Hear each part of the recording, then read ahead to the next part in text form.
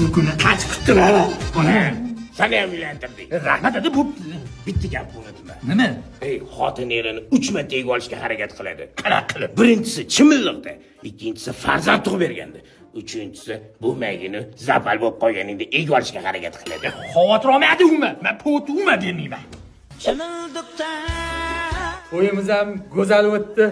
Endi ro'molingni ko'tarib, yuzingni ko'ring. Yo'q. Ko'taraqa? Bitta shartim bor. Qanaqa shart? Plastik kartangizni menga berib qo'ysangiz, o'zim oyligingizni nazorat qilib turaman. Ha, otam to'yotgan ekanlar. Sen meni egib olmoqchisan. Ota, masmi. Ota, potni berganim yo'q. Maladies ota-o'g'il, gap yo'q. Hatto chog'im shirinim meni. Adasi, o'g'lim tug'ib berdim, naslingiz davomchisi. Endi plastik kartangizni bera qoling. Ha, sen yana meni egib olishga harakat qilyapsan. Bilib qo'y, tuqqan bitta sanmassan. Ota-o'g'il, o'zimga o'xshading.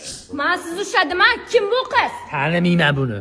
Hozir ojonga ko'rsataman, taning. Voy, oyijonga aytma, jinnimisan. Sharmanda qilasan-ku meni. Bo'ldi, roziman. Nima desang o'shani qilaman. Oyligingiz tushadigan kartani bering. Shuni so'ramasang bo'ladi-yu. Boshqa unaqa yurganingizni ko'rmang.